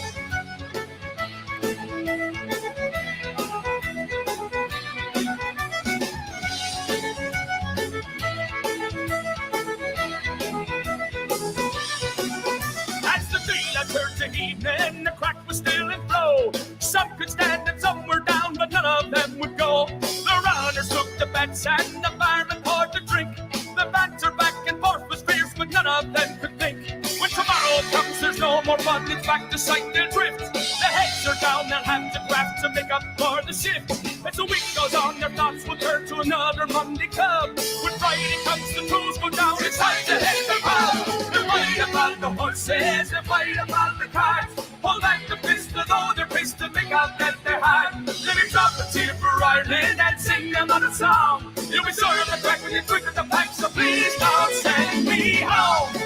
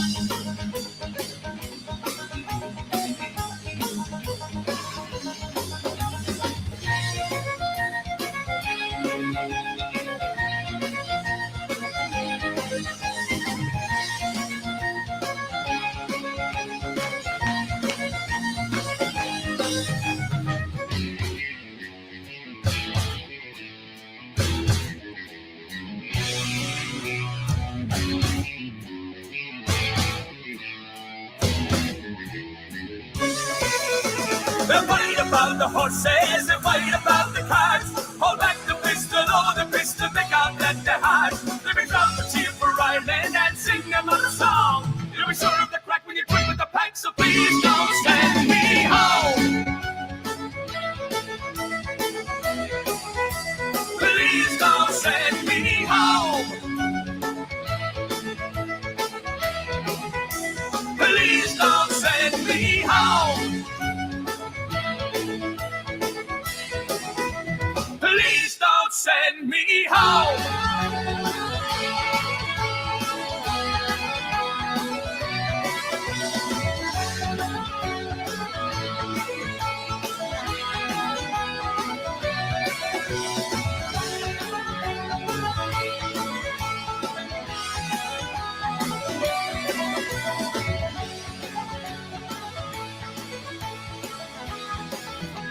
Please don't send me home.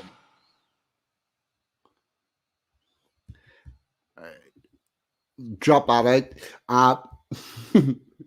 Yep, music gifted. I could quite happily listen to a whole album of Clan Cults. As our Max said, it's not political music, it's just good fucking music. And it is really nice. I am still niggling when people try and get used the festival in Belfast. Can't see it actually working like, but I've tried. So there you go. Other than that, trying to think if I have anything else I really need to say. Nothing really. So I think what I'm going to do is call this and play an outro, because that's a nice. Oh, hold on.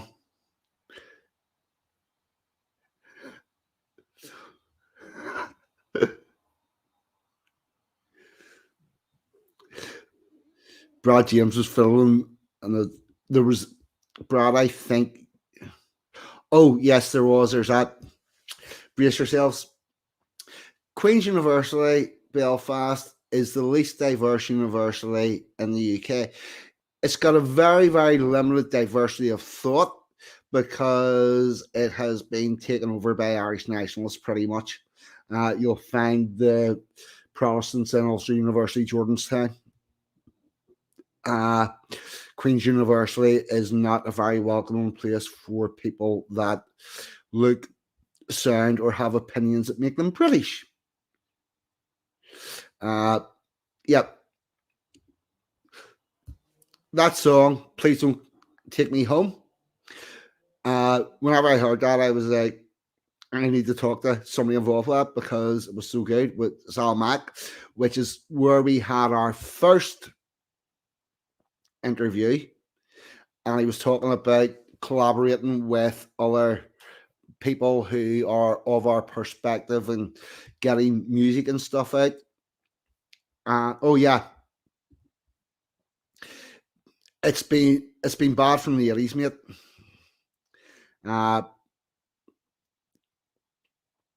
It's very, very political. There's a small group of unionists in there, but they are surrounded and outnumbered and can't really get anywhere. It just is what it is. But anyway, yes, as I was saying, so I heard that song and I had Al Mack on and we had a really great interview. He was talking about collaborating with other people of the same perspective and putting music out and producing stuff. And the last 20 minutes of that interview, I'm not sure how well that went because my head had already clicked into another place. And after that, I sat down and wrote. And the thing that I wrote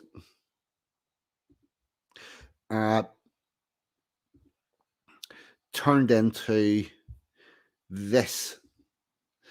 We may well do a double outro here, but the poem that I wrote sent it to Al Mack, and Al Mack somehow turn into this musical feast. And here we go. This is harmony, melody, and rhyme.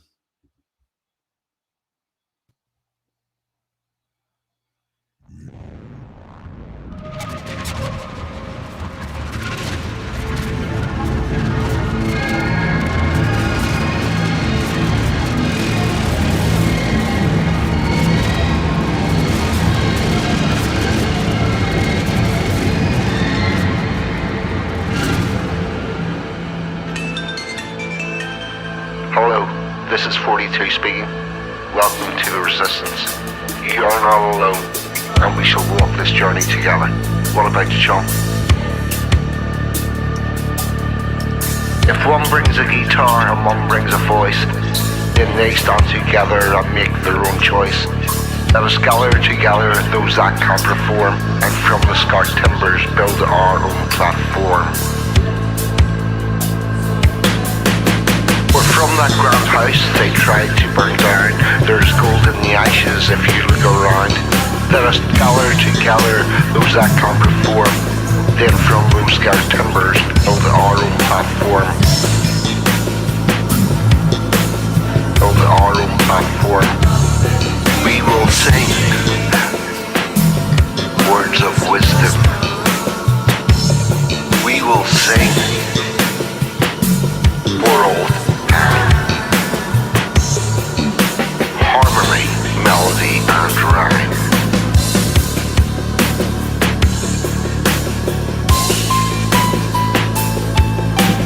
We descended from minstrels in old days of yore. We will create a culture as we did once before, forced to stand by as our country was sold. Did you really think we'd leave that story untold? So one brings a guitar and one brings a voice, then they stand together and make their own choice. They have seen the future, the way forward is clear. Among us still stands a modern day Shakespeare. They have seen the future, the way forward is clear. Among us still stands a modern day Shakespeare.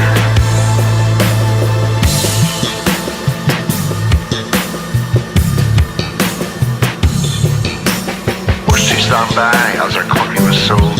Did you really think we'd leave that story untold? We will sing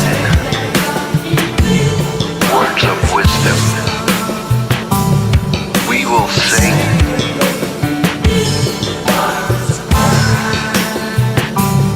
we will sing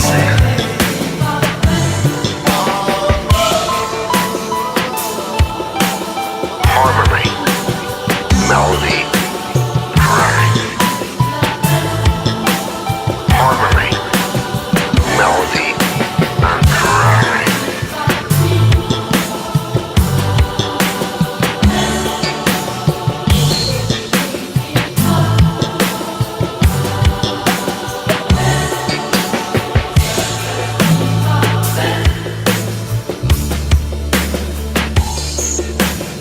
So one brings a guitar and one brings a voice, then they stand together and make their own choice. I have seen the future, the way forward is clear. Among us still stands a modern day Shakespeare.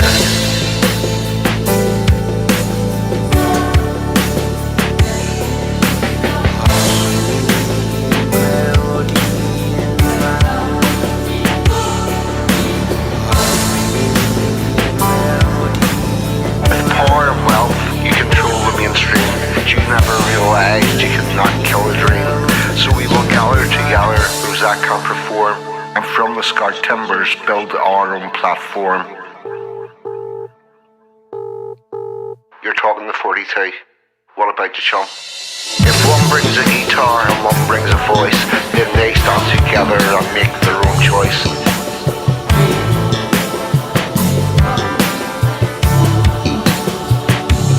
We will sing words of wisdom. We will sing for all time.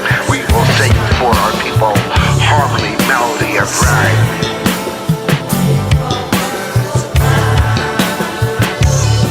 We will sing words of wisdom. We will sing for all time. We will sing for our people with the ancient trilogy of harmony, melody, rhyme.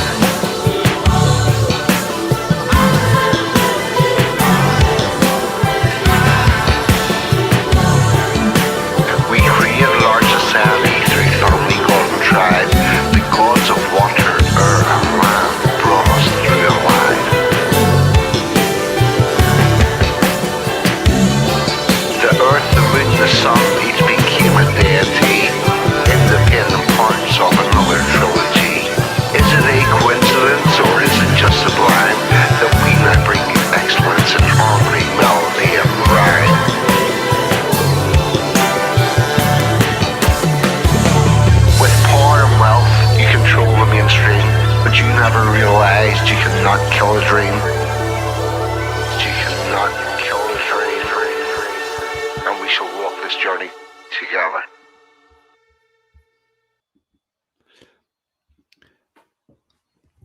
Right, and the next one is coming up any moment now. And if you want a closer look at those murals, you'll find it on the Belfast Mural Walking Tour video. And here we have, for Anglo-Saxon, Eats the Bugs. You know you want to. 42 speaking. Welcome to the resistance. You will own nothing, and you will be happy. And you will eat the bugs. Eat the bugs. Oh shit, man. Eat the bugs? You got me wrong. You got me so wrong. You ever seen a cave drawing of somebody with a spear hunting a mosquito? Well, me either. We eat meat and we have choices. You cook the hedgehog right? It tastes like chicken. Fucking chicken. I ain't eating your bugs. I ain't eating your bugs.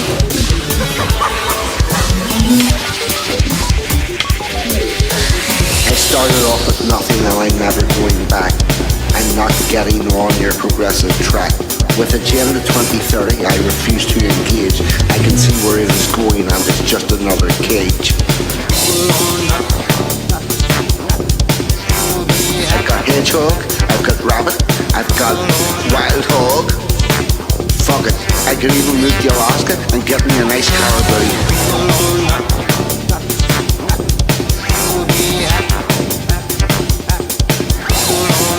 Fuck it, I'm not eating your bugs.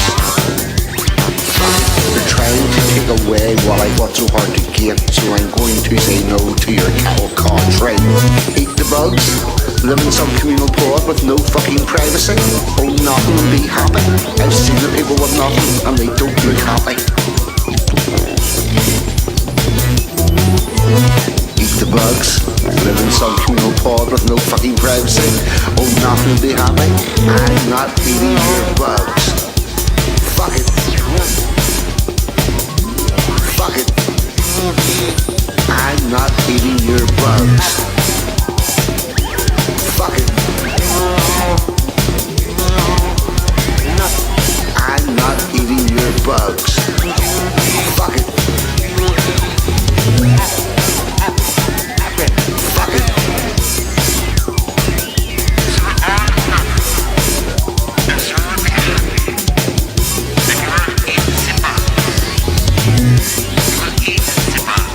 Oh shit, man. You got me wrong. You got me so fucking wrong.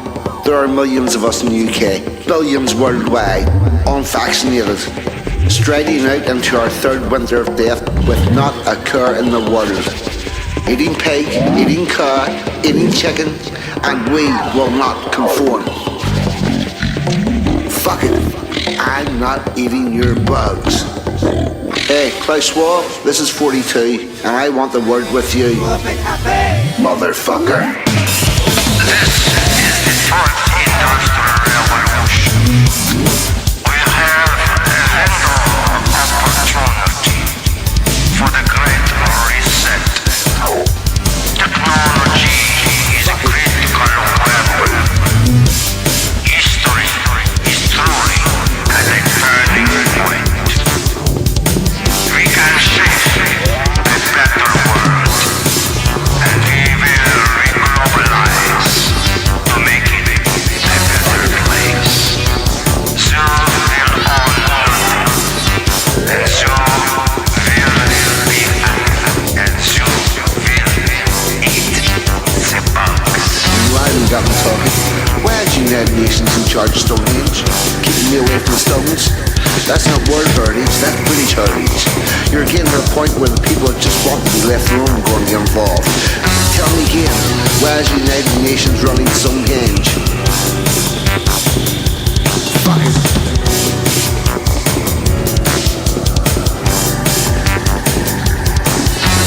Stonehenge museum's a fucking Penang mountain range now owned by UNESCO, so you and I can never go. Fuck your 15-minute cities and your Internet of Things. We are going back to nature, see what that life brings. We had a good look at the bombing you did. So we'll hook up with the Woodlander and take our shit off grid. Fuck it. We'll hook up with the Woodlander and take our shit off grid. Fuck it. We'll hook up with the Woodlander and take our shit off grid. You are out of luck. That's right. That's right. It's a box. It's a box.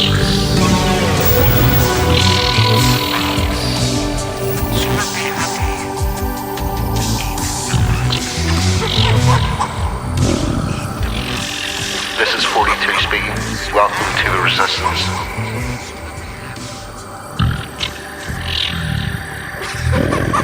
Fuck it.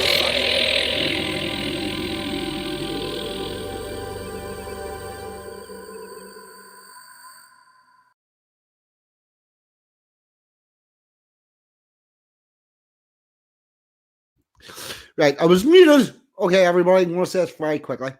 These videos happen because people that can do stuff collaborate and get together and make it fucking happen. We can do this. We can do lots of stuff like this. We're all talented. We're all good in our own way. And we're going to come together. We're going to take this fucking country back. That's the plan. Okay. But for tonight, that's it. And what I want to say is good night and God bless to each and every one of you. I've been 42. You lot in the chat have been fucking amazing as always. Good night. God bless. And I'll see you all next week. I'm out of here. Goodbye.